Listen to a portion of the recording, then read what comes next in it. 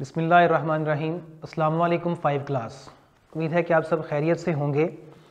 हम chapter number 10 अपना area और पैरामीटर वाला पढ़ रहे थे। हमने area of rectangle and parameter of rectangle के बारे में पढ़ा। एरिया ऑफ रेक्टेंगल का फार्मूला पढ़कर उसको यूज़ करके हमने जो वैल्यूज़ गिवन थी लेंथ और ब्रेड्थ, उसको यूज़ करते हुए रेक्टेंगल का एरिया फाइंड किया। और फिर हमने क्या किया, जो रेक्टेंगल थी उसका पैरामीटर फाइंड किया उसी के फार्मूले को यूज़ करते हुए। आज हमारे पास है area of a triangle, area of a right angled triangle. इसका एरिया हमने फाइंड करना है। ट्राइएंगल के बारे में पहले समझो। जैसा कि हमने पहले रेक्टेंगल के बारे में पढ़ा था, ये एक रेक्टेंगल होती है, इसकी टू ऑपोजिट साइड्स होती हैं, वो पैरेलल होती हैं और इक्वल लेंथ की होती हैं। ये हमारे पास रेक्टेंगल थी। ये इसकी लेंथ थी, ये इसकी ब्रेड्थ थी। विड्थ कह लो, ब्रेड्थ कह लो। जितनी ये ब्रेड्थ थी उतनी ये थी, जितनी ये लेंथ थी उतनी ये लेंथ थी। ये रेक्टेंगल के बारे में था। हमने इसका फॉर्मूला पढ़ा length multiply by breadth area का। ठीक है, आज हमने क्या पढ़ना है, एरिया ऑफ ट्राइएंगल। ट्राइएंगल क्या होती है, इसी रेक्टेंगल को अगर मैं डायगनली, डायगनल कहते हैं टू ऑपोजिट एंगल्स, यहां से यहां या यहां से यहां, इसके अंदर एक डायगनल ड्रा कर दें तो ये हमारे पास जो दो बनेंगी शेप्स, ये एक कॉन्ग्रेंट ट्राइएंगल्स बनेंगी। कॉन्ग्रेंट मतलब ये दोनों बराबर एरिया वाली ट्राइएंगल बनेंगी। अगर ये टोटल रेक्टेंगल का एरिया 4 सेंटीमीटर स्क्वायर था तो ये 2 सेंटीमीटर स्क्वायर बन जाएगी और ये 2 सेंटीमीटर स्क्वायर बन जाएगी। तो यानी एक रेक्टेंगल का जो हाफ होगा वो हमारे पास एक ट्राइएंगल का एरिया होगा। तो फॉर्मूला सबसे पहले मैं आपको बताता हूं कि हमें कहां से मिलेगा एरिया ऑफ अ ट्राइएंगल। इस चीज को देखते हुए मैं ये बात कह सकता हूं ना कि area of triangle is equal to the half of the area of rectangle. जो ट्राइएंगल का एरिया होगा वो एक पूरी रेक्टेंगल के हाफ के इक्वल होगा। यानी अगर 6 सेंटीमीटर स्क्वायर था रेक्टेंगल का एरिया तो ट्राइएंगल जो होगी वो 3 सेंटीमीटर की रह जाएगी। ये स्टेटमेंट आपने बिल्कुल याद रखनी है। इसको यूज करते हुए हम फार्मूला बनाएंगे। ये एरिया था रेक्टेंगल का, लेंथ मल्टीप्लाई ब्रेड्थ।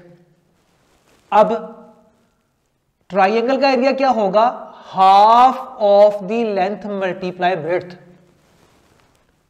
ये किसका फॉर्मूला आ जाएगा, एरिया ऑफ ट्राइएंगल का। अब लेंथ ब्रेड्थ की जगह पे ट्राइएंगल के अंदर बेस और हाइट होती है, बेस इनटू हाइट। क्योंकि ये जो रेक्टेंगल बनी है हमारे पास, सॉरी ट्राइएंगल बनी है, ये एक राइट एंगल्ड ट्राइएंगल बनी है क्योंकि यहां पर एक राइट एंगल आ रहा है। ठीक है, ये इसकी बेस है, 3 साइडें हैं ट्राइएंगल की, एक ये वाली, एक ये वाली, एक ये वाली। इसका नाम होता है हाइपोटेनियस, इसका होता है परपेंडिकुलर, इसको हाइट भी बोलते हैं। अब चूंकि ये चीजें आपसे रिलेटेड है नहीं, सिर्फ ये आपको बता रहा हूं कि ये फॉर्मूला बनेगा कैसे। और ये ट्राइएंगल इसका हाफ बनी थी। आपने ये सारी बातें याद नहीं करनी, सिर्फ कुछ कुछ बातें आपने माइंड में रखनी है कि ये बेस है और ये परपेंडिकुलर है, ये हाइट है। तो इसका जो एरिया होगा ट्राइएंगल का 1/2, लेंथ की जगह पे वो कह रहा है कि इसको आप हाइट यूज कर लो और ये बी जो है ब्रेड्थ या बेस, इसको बेस कह लो, बेस इनटू हाइट। तो ये हमारे पास किसका फार्मूला आ जाएगा, एरिया ऑफ ट्राइएंगल का। पेज नंबर है हमारे पास 88, क्वेश्चन नंबर है 1। क्या कह रहा है, find the area of triangle ABC। Find the area of a triangle ABC। Question important भी है और समझने वाले भी है। इसका ए वाला पार्ट जो है ना, उसमें उसने कहा हुआ है कि area of rectangle ABCD is equal to the 114 metre square. अच्छा, ये एक अलग नौयत का क्वेश्चन है। ये फर्स्ट जो दोनों पार्ट है ना, दोनों सेम है। अगला जो थर्ड एंड फोर्थ वाला पार्ट है वो और तरह का है। उसमें ये था कि आपको L और B की वैल्यू गिवन होगी या B और H गिवन होगा, आपने डायरेक्ट फॉर्मूला पुट करना है, फॉर्मूले के अंदर वैल्यू पुट करनी है और उसको सॉल्व कर देना और उसका आंसर निकल आएगा। लेकिन ये वाला क्वेश्चन पे गौर करें, इसमें ना ही L की वैल्यू गिवन है और ना ही ब्रेड्थ की वैल्यू गिवन है और ना ही हाइट की वैल्यू गिवन है, कुछ भी गिवन नहीं है। क्या दिया हुआ है? एरिया ऑफ रेक्टेंगल दिया हुआ है। रेक्टेंगल का, रेक्टेंगल कहते हैं इसको, फोर साइड वाली, ये वाली जो है, इसका एरिया दिया हुआ है और पूछा उसने ट्राइएंगल का है। अब क्या करें? फॉर्मूला तो यूज नहीं कर सकते। फॉर्मूले के लिए तो या आपके पास बेस की वैल्यू गिवन हो, यानी बी गिवन हो या एच गिवन हो, उसको पुट कर लो, यूज कर लो। अब जब उसने इस तरह का क्वेश्चन दे दिया कि रेक्टेंगल का एरिया दे दिया और ट्राइएंगल का एरिया पूछ लिया, तो अब आपने वो वाली स्टेटमेंट माइंड में रखनी है जो मैंने पीछे अभी लिखी थी। सॉल्यूशन कैसे करोगे? एज वी नो दैट, जैसा कि हम जानते हैं, एरिया ऑफ ट्राइएंगल, क्या लिखा था मैंने? जो ट्राइएंगल का एरिया होता है वो किसके इक्वल होता है? Area of triangle is equal to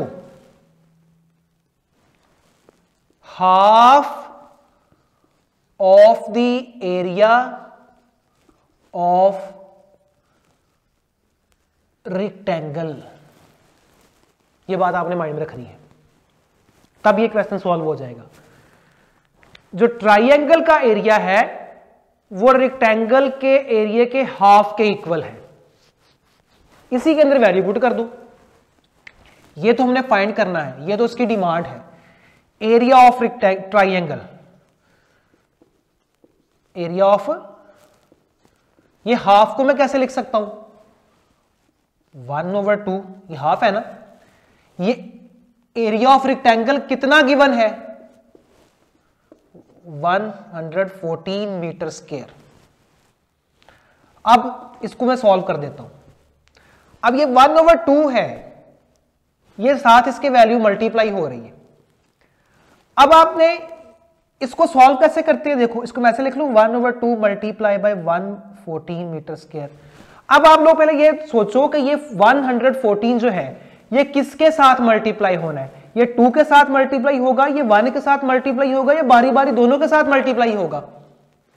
तो ये बात आप लोग अपने माइंड में हमेशा के लिए बिठा लो कि साथ जब इस तरह की वैल्यू आती है, ये ऐसे नहीं है, 1/114 नहीं है, ये 114/1 है, इसके नीचे 1 है।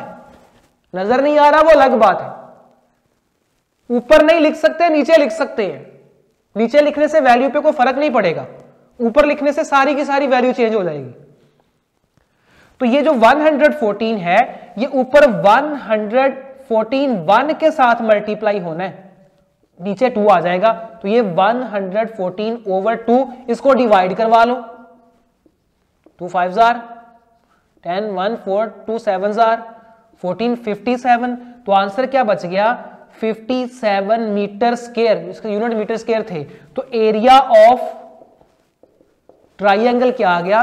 57 मीटर स्क्वायर। देखें, इस क्वेश्चन में ना ही फार्मूला यूज किया, ना ही वैल्यूज ने दी, ना बी की वैल्यू दी, ना एल की वैल्यू दी, ना एच की वैल्यू दी, कोई वैल्यूज ने नहीं दी, और डिमांड ये कर दी find the area of the triangle. तो विदाउट गिवन वैल्यू, सिर्फ हमारे पास रेक्टेंगल की वैल्यू गिवन थी, एरिया ऑफ रेक्टेंगल की, हमने उसको यूज करते हुए एरिया ऑफ ट्राइएंगल फाइंड कर लिया। अब अगला क्वेश्चन देखें जरा। हमारे पास जो सी वाला पार्ट है, इसका जो बी वाला पार्ट है वो बिल्कुल ऐसे ही जैसे हमने ए वाला पार्ट किया। सी वाले पार्ट के अंदर उसने हमें बेस जो है 6 सेंटीमीटर और हाइट जो है वो 10 सेंटीमीटर दी हुई है। कहते हैं इसको फाइंड करें। अब आपने क्या करना है, अब जो एरिया ऑफ ट्राइंगल का फॉर्मूला है उसको लेके आना है, क्योंकि अब बेस और हाइट की वैल्यू गिवन है, उसको यूज करते हुए आपने एरिया फाइंड करना है। क्या लिखोगे, as we know that area of triangle is equal to the half of base into height. ये आपने फॉर्मूला याद रखना है, जब भी क्वेश्चन सॉल्व करो ये फार्मूला लाजमी याद करो। जिस तरह आपने एरिया ऑफ रेक्टेंगल के लिए फार्मूला यूज किया था, लेंथ मल्टीप्लाई ब्रेड्थ, बाद में उसमें वैल्यू पुट की थी, बिल्कुल वैसे ही आपने एरिया ऑफ ट्राइंगल का फार्मूला लिखने के बाद आपने वैल्यूज को पुट करना है। Putting the value of base and height. Base की वैल्यू कितनी है 6 सेंटीमीटर, मल्टीप्लाई हाइट की वैल्यू कितनी है 10, 1/2 इंटू 60, बिल्कुल उसी स्टेप पे पहुंच गए 60 ऊपर जाएगा, 2 नीचे आएगा, 60 को जब 2 से डिवाइड करवाएंगे तो 30 सेंटीमीटर स्क्वायर आ जाएगा, तो ये एरिया ऑफ ट्राइंगल आ जाएगा आसानी से। तो उम्मीद है कि आप लोग समझे होंगे। तो ये सारे क्वेश्चन जो हैं बाकी पार्ट्स के 3 इस तरह के हैं जिसमें बी और एच गिवन है, और एक वो पहले तरह का है। आपने ये सारे 6 के 6 क्वेश्चन अपनी नीड कॉपी के ऊपर सॉल्व कर लेने हैं, एरिया ऑफ ट्राइंगल फाइंड करने वाले। अगर किसी क्वेश्चन में कोई प्रॉब्लम हो, समझ ना आई हो, तो हमारे साथ कॉन्टैक्ट कीजिएगा, इंशाल्लाह आपकी प्रॉब्लम जो है वो दूर कर दी जाएगी। ओके, अल्लाह हाफिज़।